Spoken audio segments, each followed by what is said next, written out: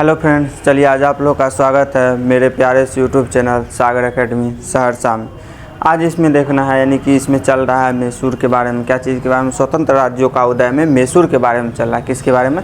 मैसूर का। जिसमें मैसूर का जैसे स्वतंत्र जो हुआ था उससे पहले वाला घटना देख लिए थे, ठीक। फिर क्या हुआ था, जो मैसूर को स्वतंत्र कौन किया था, यानी कि स्वतंत्र मैसूर का स्थापना कौन किया था, तो हैदर अली किया था। हैदर अली जो कर दिया था, उसके बाद उसका मैसूर का अगला शासक कौन बनेगा, टीपू सुल्तान। टीपू सुल्तान कौन था, तो हैदर अली का पुत्र था। तो यहाँ तक देख लिए थे। तो अब किसके बारे में देखेंगे, तो टीपू सुल्तान के बारे में। किसके बारे में? टीपू सुल्तान के बारे में देखेंगे, जिसमें कि हैदर अली को तो देख लिए थे, टीपू सुल्तान के बारे में अब देखना है। तो चलिए चलते हैं आगे। इससे पहले क्या कीजिए, आप लोग यूट्यूब को पूरा शेयर कीजिए दोस्तों सबके पास, और वीडियो को लाइक कीजिए और कमेंट कीजिए, और यूट्यूब पर जो है उसको चैनल को सब्सक्राइब कर दीजिएगा। उससे क्या हो जाएगा, आपको बेनिफिट होगा। तो चलिए देखते हैं आगे। इसमें देखते हैं यानी कि मैसूर के बारे में हम अपना लोग पूरा देख लिए थे, यानी कि मैसूर से यानी कैसे स्थापना हुआ। मैसूर वर्तमान में कहाँ है? कर्नाटक में है। कर्नाटक राज्य के में क्या है, मैसूर जगह है वर्तमान में। तो चलिए हैदर अली के भी बारे में पढ़ लिए थे। हैदर अली का जितना था गुरु सब के बारे में। टीपू सुल्तान, चलिए यहाँ से देखेंगे। कहाँ से? यहाँ से देखेंगे। क्या चाहिए? टीपू सुल्तान क्या बोल रहा है इसमें, यहाँ तक पढ़ लिए, यानी कि अगला उत्तराधिकारी। कहाँ? अगला उत्तराधिकारी इसका पुत्र कौन बना था? टीपू सुल्तान बना था। कौन बना था? टीपू सुल्तान बना था। यहाँ तक पढ़ लिए थे। अगला उत्तराधिकारी कौन बना था? टीपू सुल्तान। तो यहाँ तक क्या कर लिया अपना लोग, पढ़ लिए था। अब किसके बारे में, यानी कि टीपू सुल्तान के बारे में पढ़ेंगे। ये क्या क्या काम किया था और कितना से कितना ईस्वी तक ये शासन किया था, और कौन कौन सा ये काम किया था मैसूर में। तो इसके बारे में देखना। किसके बारे में? तो मैसूर के बारे में देखना है। तो मैसूर के बारे में देखें तो किसके बारे में? मैसूर में टीपू सुल्तान के बारे में देखना है। यानी मैसूर में टीपू सुल्तान के नहीं, टीपू सुल्तान कितना से कितना ईस्वी तक शासन किया, तो 1782। कितना? 1782 से 1799 ईस्वी तक शासन किया। कितना से कितना ईस्वी तक शासन किया? 1782 से लेकर 1799 ईस्वी तक शासन किया। कितना से कितना? 1782 ईस्वी से लेकर 1799 ईस्वी तक ये क्या क्या था, शासन किया था। इसे यानी टीपू सुल्तान को क्या क्या उपाधि दिया गया था, और इसे क्या क्या चीज़ बोला जाता था, जिससे शेर मैसूर कहा जाता था, क्या क्या चीज़ कहा जाता है, इसको बारे में देखना है। तो इससे इन्हें क्या कहा जाता है? शेर ए मैसूर बोला जाता है, नागरिक टीपू बोला जाता है। क्या चीज़? नागरिक टीपू बोला जाता है। सीधा साधा दैत्य बोला जाता है, यानी सीधा साधा दैत्य मतलब शांत रहता है। यदि कोई आक्रमण करते हैं के बार में ख़त्म कर देता है, तो पूरा आक्रमण इधर से कर लेता है, यानी कि शांत जो रहता है। तो इसका मतलब ये नहीं समझना जो वो शांत है, वो कुछ न कुछ दिमाग में चलते रहता है उसके दिमाग में, तो वही रहता है इसके। तो सीधा साधा दैत्य है। क्या चीज़ है ये? सीधा साधा दैत्य है। तो क्या चीज़ है ये? सीधा साधा दैत्य कहा जाता है। यानी कि टीपू सुल्तान को क्या कहा जाता है? शेर ए मैसूर कहा जाता है, नागरिक टीपू कहा जाता है, और सीधा साधा दैत्य कहा जाता है। सीधा साधा दैत्य। यानी शेर ए मैसूर क्यों बोला जाता है? इसका कहना था, इसको शेर ए मैसूर दो कारण से बोला जाता है। पहला कारण क्या है, जो परफेक्ट है, और दोनों कारण से बोला जाता है। पहला कारण क्या है, ये जो है टीपू सुल्तान क्या किया था, ये अपने दोस्त, कौन दोस्त, ये अंग्रेज़ के खिलाफ ज़्यादा रहता था। किसका? अंग्रेज़ के खिलाफ रहता था। तो दोस्त कौन था? फ्रांसीसी दोस्त था। इसका दोस्त था फ्रांसीसी। फ्रांसीसी दोस्त के साथ क्या हुआ था, गया था जंगल शिकार खेलने के लिए। क्या चीज़? शिकार करने के लिए। कहाँ गया था? जंगल गए थे। कौन गया था? ये टीपू सुल्तान गया था। कहाँ गया था?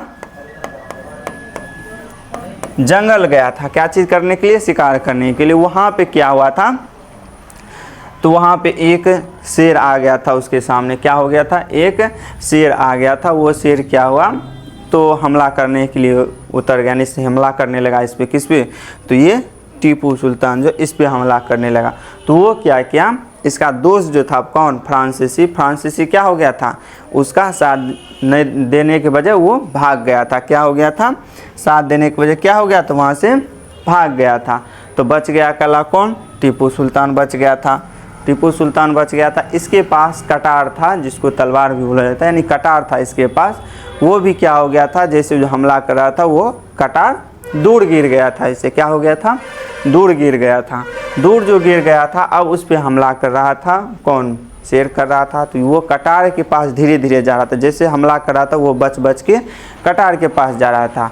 तो कटार के पास जैसे जैसे जा रहा था तो गया कटार के पास और कटार उठाया और उस शेर को एक बार में क्या कर दिया था, मार दिया था। एक ही बार में क्या कर दिया था, मार दिया था। इसीलिए इसको क्या बोला जाता है, शेर ए मैसूर भी बोला जाता है। और इसका एक कहना है कि भेड़ की ज़िंदगी की तरह, यानी भेड़ की तरह क्या करना है, लंबी समय तक नहीं जीना है। जीना है तो शेर की तरह जीना है, जो कम ही समय रहे लेकिन अच्छा से रहे। इसका कहना था, इनका मानना है कि भेड़ की तरह लंबी ज़िंदगी जीने से बेहतर है, क्या चीज़, भेड़ की तरह लंबी ज़िंदगी जीने से बेहतर क्या है, बेहतर है एक दिन ही जिए, क्या चीज़, एक दिन ही जिए मगर शेर की तरह जिए। क्या चीज़ हो, एक ही दिन जिए लेकिन शेर की तरह जिए। यानी भेड़ की ज़िंदगी की तरह लंबी ज़िंदगी नहीं जीना है, एक ही दिन जीना है लेकिन शेर की तरह जीना है। इसका कहना था, किसका, टीपू सुल्तान का कहना था, यही कहना था। तो इसका शेर मैसूर कैसे बोला गया, तो ये भी पता, नागरिक टीपू क्यों बोला था, यानी कि नागरिक के हित के लिए अच्छा काम कर रहा था, इसीलिए नागरिक टीपू का। सीधा साधा दैत्य क्यों बोला गया, क्योंकि ये क्या करता था, ज़्यादा जवाब देने में ये नहीं विश्वास रखता है, ज़्यादा जवाब नहीं देता था, ये शांत होकर और रहता था। यदि ज़्यादा उधर से आक्रमण किया तो इधर से भयानक आक्रमण करता, यानी शांत होकर अच्छा प्लानिंग बनाता ही रहता था ये, इसीलिए सीधा साधा दैत्य भी बोला जाता है इसे।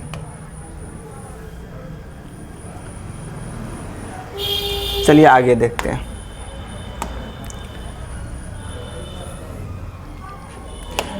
टीपू सुल्तान कौन, टीपू सुल्तान ने 1787 ईस्वी में, कितना ईस्वी में, टीपू सुल्तान ने 1787 ईस्वी में बादशाह की उपाधि धारण किया। कौन सा उपाधि धारण किया था, बादशाह की उपाधि धारण किया। कितना ईस्वी में, 1787 ईस्वी में टीपू सुल्तान ने कौन सा उपाधि धारण किया था, तो बादशाह की उपाधि धारण किया था। कौन सा, तो बादशाह की उपाधि धारण किया था। कौन धारण किया था, टीपू सुल्तान धारण किया था। कितना ईस्वी में धारण किया था, तो 1787 ईस्वी में। कितना ईस्वी में, 1787 ईस्वी में। टीपू सुल्तान के शासन का, यानी टीपू सुल्तान के शासन काल के समय, यानी टीपू सुल्तान के शासन काल के समय 1789 ईस्वी, कितना, 1789 ईस्वी में फ्रांसीसी क्रांति, कौन, फ्रांसीसी क्रांति से टीपू सुल्तान काफ़ी प्रभावित हुए। कौन सा क्रांति से, तो ये फ्रांसीसी क्रांति से क्या हुआ था, टीपू सुल्तान काफ़ी प्रभावित हुआ था, यानी काफ़ी प्रभावित या संतुष्ट हुआ था। क्या चीज़ हुआ था, काफ़ी प्रभावित या, टीपू सुल्तान क्या हुआ था, काफ़ी प्रभावित हुआ था। क्या चीज़ हुआ था, वो काफ़ी प्रभावित हुआ था। वो जो फ्रांसीसी क्रांति हुआ था उसमें, उससे क्या हुआ था, ये काफ़ी प्रभावित हुआ था। उसमें देख रहा था जो ये जो काम करना चाहता वो भी उसमें है, तो इसीलिए ये काफ़ी प्रभावित हुआ था। कौन, तो टीपू सुल्तान प्रभावित हुआ था। ये समझ गया, कौन प्रभावित हुआ था, तो टीपू सुल्तान प्रभावित हुआ था। फ्रांसीसी क्रांति के दौरान, किस क्रांति के दौरान, फ्रांसीसी क्रांति के दौरान स्वतंत्रता, कौन, स्वतंत्रता, समानता और बंधुत्व, कौन कौन, स्वतंत्रता, समानता और बंधुत्व का नारा दिया। कौन दिया था, टीपू, फ्रांसीसी क्रांति के समय, यानी फ्रांसीसी क्रांति के दौरान क्या दिया था, स्वतंत्रता, समानता और बंधुत्व का नारा दिया था। क्या चीज़, बंधुत्व का नारा दिया था। कब दिया गया था, तो फ्रांसीसी क्रांति के दौरान दिया गया था। फ्रांसीसी क्रांति के दौरान ये स्वतंत्रता का और समानता का और बंधुत्व का, ये तीनों का नारा दिया गया था। क्या चीज़ दिया गया था, नारा दिया गया था। तो किसके समय दिया गया था, तो फ्रांसीसी क्रांति के समय दिया गया था। इससे प्रभावित होकर, किससे, ये फ्रांसीसी क्रांति से प्रभावित होकर टीपू सुल्तान, कौन, टीपू सुल्तान अपने राजधानी, टीपू सुल्तान अपनी राजधानी श्रीरंगपट्टनम में, कहाँ, श्रीरंगपट्टनम में स्वतंत्रता, क्या चीज़, स्वतंत्रता की वृक्ष लगाया। क्या चीज़ किया था, स्वतंत्रता का वृक्ष लगाया। कहाँ, अपने राजधानी श्रीरंगपट्टनम में क्या क्या था, स्वतंत्रता का वृक्ष लगाया था। कौन, तो टीपू सुल्तान। टीपू सुल्तान क्या चीज़ से प्रभावित होकर, ये इसी फ्रांसीसी क्रांति से प्रभावित होकर। क्यों प्रभावित हुआ था, इसमें स्वतंत्रता, समानता और बंधुत्व का नारा दिया गया था, इसीलिए क्या हुआ था, प्रभावित हुआ था। इसीलिए क्या हुआ था, ये टीपू सुल्तान ने अपने राजधानी कहाँ, श्रीरंगपट्टनम में क्या किया था, स्वतंत्रता का वृक्ष लगाया। क्या किया था, स्वतंत्रता का वृक्ष लगाया। और जेकोबिन क्लब, कौन सा क्लब, जेकोबिन क्लब के सदस्य बने। यानी स्वतंत्रता का वृक्ष लगाया और जेकोबिन क्लब के सदस्य बने। कौन बने, तो टीपू सुल्तान बने। कौन बने, तो टीपू सुल्तान बना। कौन बना था, ये टीपू सुल्तान बने।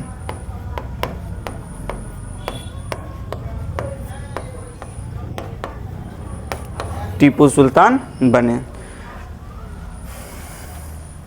टीपू सुल्तान कई भाषा जैसे, यानी टीपू सुल्तान कई भाषा में बोल लेते थे और कई भाषा का समझ था टीपू सुल्तान को, यानी एक से अधिक भाषा का उसके पास समझ था और बोल भी लेता था टीपू सुल्तान। तो क्या बोला, टीपू सुल्तान कई भाषा जैसे उर्दू, अरबी, फारसी का, उर्दू, अरबी और फारसी, कन्नड़, हिंदी, कन्नड़ और हिंदी इत्यादि, इससे भी ज़्यादा क्या चीज़ जानते थे, भाषा जानते थे। कौन, तो टीपू सुल्तान जानते थे। कौन जानते थे, तो टीपू सुल्तान जानते थे, यानी एक से अधिक ये भाषा जानता था। कौन, टीपू सुल्तान जानता था। कौन कौन भाषा जानता था, उर्दू हो गया, अरबी हो गया, फारसी हो गया, कन्नड़ हो गया, हिंदी हो गया, ये सब भाषा वो जानता था, यानी ये सब भाषा में वो उसको नॉलेज था। अब देखते हैं टीपू सुल्तान ने अपने, टीपू सुल्तान कौन, टीपू सुल्तान ने अपनी सेवा का, सेवा में सेना होगा, क्या चीज़,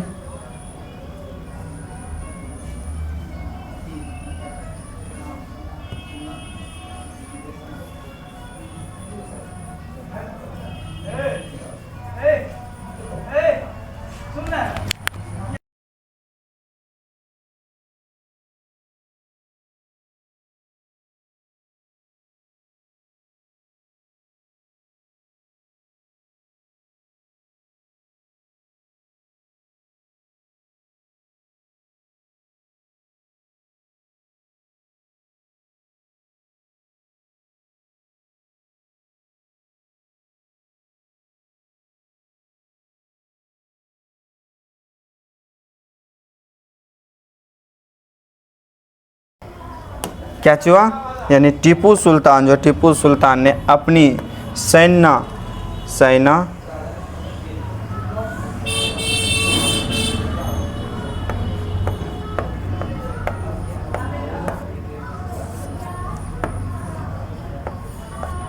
सेना का गठन, क्या चीज़, सेना का गठन यूरोपीय ढंग से किया। कौन सा ढंग से, यूरोपीय ढंग से किया। यानी कि टीपू सुल्तान जो वो अपना सेना का गठन कौन सा ढंग से किया था, तो यूरोपीय ढंग से किया था। कौन सा ढंग से, तो यूरोपीय ढंग से किया था। कौन किया था, तो टीपू सुल्तान। यानी टीपू सुल्तान शांत रहता था, क्या चीज़, शांत रहता था, लेकिन हमला करेगा तो वो पूरा भयानक जैसे रूप ले लेता था। लेकिन ये अपना शांत होकर, धीरे धीरे शांति होकर क्या करता था, सेना का गठन कौन सा ढंग से करता था, तो यूरोपीय ढंग से करता था। कौन सा ढंग से, तो यूरोपीय ढंग से करता था। कौन, तो टीपू सुल्तान करता था। कौन करता था, तो टीपू सुल्तान करता था। कौन सा ढंग से, तो यूरोपीय ढंग से करता था। कौन सा ढंग से, तो यूरोपीय ढंग से करता था।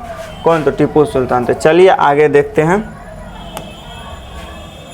टीपू सुल्तान कौन, टीपू सुल्तान अपनी आर्थिक शक्ति, क्या चीज़, टीपू सुल्तान अपनी आर्थिक शक्ति, कौन सा शक्ति, आर्थिक शक्ति को सैन्य शक्ति की नींव मानती थी। यानी कि टीपू सुल्तान का जो आर्थिक शक्ति था उसको सैन्य शक्ति का क्या नाम मानता था, नींव मानता था। यानी आर्थिक शक्ति को सैन्य शक्ति का नींव मानता था। कौन, तो टीपू सुल्तान नींव मानता था। कौन सा शक्ति को, सैन्य शक्ति, आर्थिक शक्ति को सैन्य शक्ति का क्या मानता था, नींव मानता था। तो टीपू सुल्तान कौन, टीपू सुल्तान प्रथम, यानी टीपू सुल्तान जो प्रथम भारतीय शासक हुए जिसने क्या किया था, युद्ध के दौरान तोप का इस्तेमाल किया था। युद्ध के दौरान क्या किया था, तोपों का या रॉकेट का इस्तेमाल किया था। यानी कि क्या क्या था, टीपू सुल्तान प्रथम भारतीय शासक हुए जिसने क्या क्या था, जिसने युद्ध में रॉकेट का प्रयोग किया था। क्या चीज़, रॉकेट या तोप का प्रयोग किया था।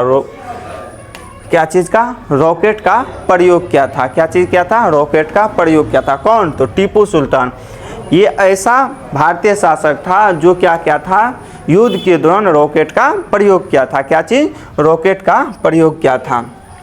टीपू सुल्तान जो कौन, टीपू सुल्तान ने बादशाह की उपाधि धारण किया, यानी बादशाह की उपाधि धारण किया तथा अपने नाम से सिक्का चलवाया। क्या चीज़, अपने नाम से सिक्का जारी किया। यानी कि बादशाह को उपाधि धारण किया और क्या किया था, वो अपने नाम से क्या चीज़, सिक्का चलवाया था। क्या चीज़ चलवाया था, तो ये अपने नाम से क्या चलवाया था, सिक्का चलवाया था। कहाँ, तो मैसूर में सिक्का चलवाया था। कौन, तो टीपू सुल्तान अपने नाम से सिक्का चलवाया था। कहाँ, मैसूर में।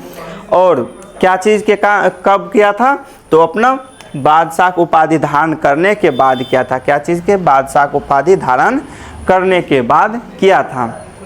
चलिए देखते हैं। और टीपू सुल्तान कौन, टीपू सुल्तान अपने पड़ोसी देश, यानी टीपू सुल्तान यानी मैसूर का पड़ोसी जो देश था उस समय, तो अपने पड़ोसी देश के साथ, अपने पड़ोसी देश के साथ व्यापारिक संबंध, क्या चीज़, व्यापारिक संबंध स्थापित करने के लिए, क्या चीज़, व्यापारिक संबंध स्थापित करने के लिए, कौन सा संबंध, व्यापारिक संबंध स्थापित करने के लिए क्या किया था, अपना दूत कहाँ भेजा, क्या, व्यापारिक संबंध स्थापित करने को लेकर अपना दूत होगा। क्या चीज़ होगा, दूत होगा, यहाँ पर अपना दूत होगा।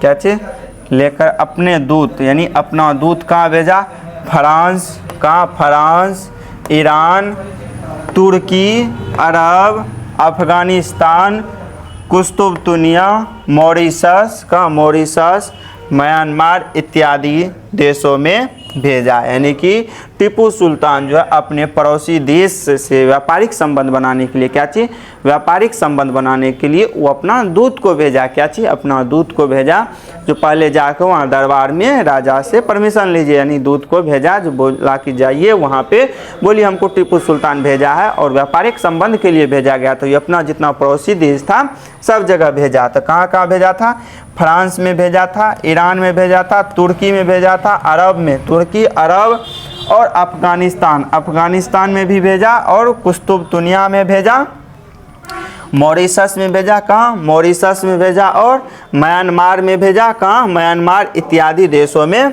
भेजे, इत्यादि देशों में भेजे, और एक इससे अधिक भी देशों में भेजा गया। तो इतना देश का नाम याद रखना। चलिए आगे, टीपू सुल्तान, क्या चीज़, टीपू सुल्तान भू राजस्व की वसूली, क्या चीज़ का वसूली,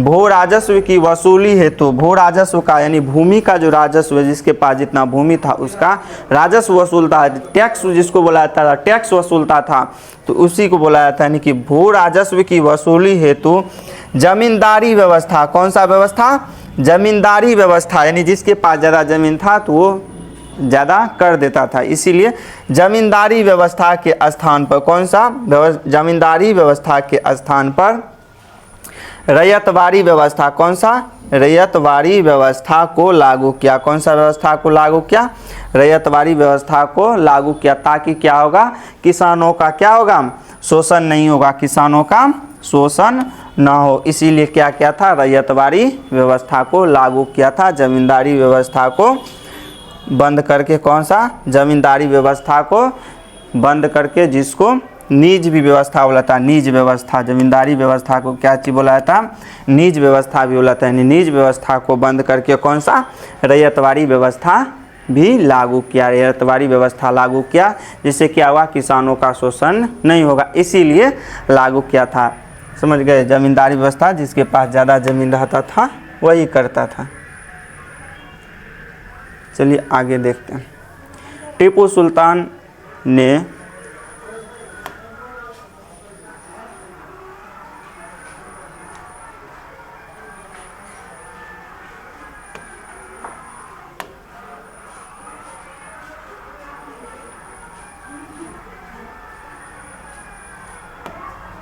यहाँ पर देखिए टीपू सुल्तान ने क्या किया था, ये पॉइंट नीचे आएगा। देखो 1791 ईस्वी में, कितना ईस्वी में, 1791 ईस्वी में मराठाओं ने, कहाँ, मराठाओं ने कर्नाटक में यानी मराठाओं ने कर्नाटक में श्रृंगेरी, कौन सा, श्रृंगेरी में, कर्नाटक के श्रृंगेरी में स्थित शारदा मंदिर, कौन सा मंदिर, शारदा मंदिर स्थित शारदा मंदिर को नुकसान पहुंचाया। कौन, मराठाओं ने क्या किया था, श्रृंगेरी, कर्नाटक के श्रृंगेरी में स्थित जो था शारदा मंदिर, इसको क्या किया था, क्षति पहुंचाया था। क्या चीज पहुंचाया, नुकसान पहुंचाया। तत्पश्चात मंदिर के पुरोहित, यानी कि मंदिर का जो पुरोहित था वो क्या किया, तो टीपू सुल्तान से आग्रह किया कि इसके निर्माण के, यानी कि पुनः निर्माण के लिए, मरम्मत कराने के लिए धन दिया जाए, रुपया, जिसको रुपया बुलाते हैं, रुपया दिया जाए, धन दिया जाए।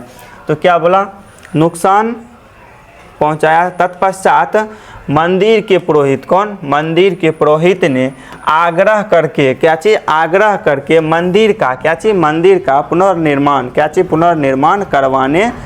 पुनर्निर्माण करवाने को लेकर टीपू सुल्तान से आग्रह, क्या चीज़, क्या, टीपू सुल्तान से आर्थिक सहायता की मांग किया। क्या चीज़, आर्थिक सहायता की मांग किया। आर्थिक सहायता मतलब रुपया यानी धन का मांग किया। कौन क्या था, वो मंदिर का जो पुरोहित था, क्षति जो पहुंचाया था, मराठाओं ने क्षति पहुंचाया था जो मंदिर पर, शारदा मंदिर पर जो क्षति पहुंचाया, तो उसमें क्या किया था, आर्थिक मांग किया था। कौन, आर्थिक सहायता का मांग किया था। कौन किया था, तो मंदिर का पुरोहित किया था। कितने ईस्वी में क्षति पहुंचाया था, तो 1791 ईस्वी में। उसी टाइम में ये क्या किया था, मांग किया था। तो वो क्या किया, तो मांग दिया। तो टीपू सुल्तान, कौन, टीपू सुल्तान ने शारदा मंदिर के निर्माण के लिए क्या दिया था, धन दिया। क्या चीज़ किया, धन दिया। यानी टीपू सुल्तान ने शारदा मंदिर के निर्माण यानी यानी मरम्मत कराने के लिए क्या चीज़ किया, धन दिया। क्या चीज़ दिया, धन दिया। कौन, तो टीपू सुल्तान धन दिया। अब अगला देखना है मैंगलोर की संधि का, कौन सा संधि, मैंगलोर की संधि।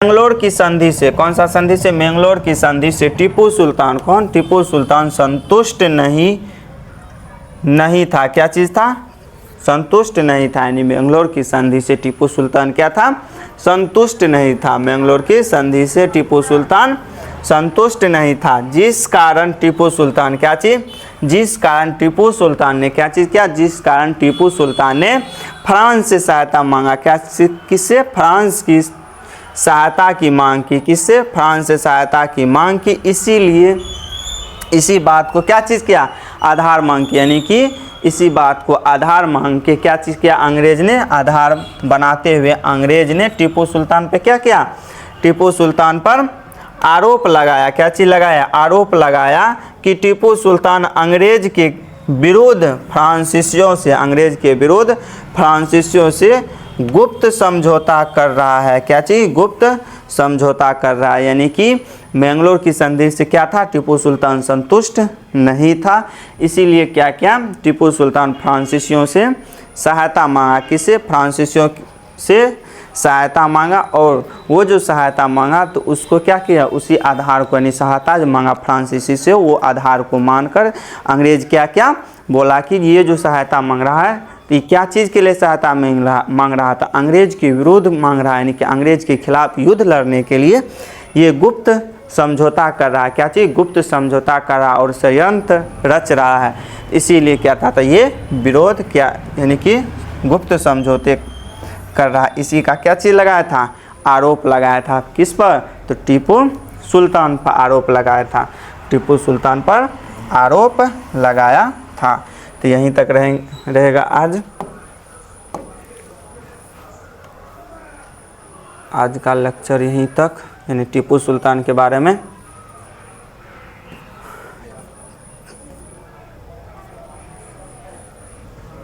यहीं तक रखेंगे, इससे आगे जो होगा कल होगा। चलिए यहीं तक रखेंगे। अपना लोग क्या कीजिए, यूट्यूब को सब्सक्राइब कीजिए और वीडियो पर लाइक कीजिए और चैनल को शेयर कीजिए और वीडियो को भी शेयर कीजिए, जो दोस्तों को अच्छा लगे तो आए। यहीं तक रखेंगे अपना लोग। जय हिंद, जय भारत।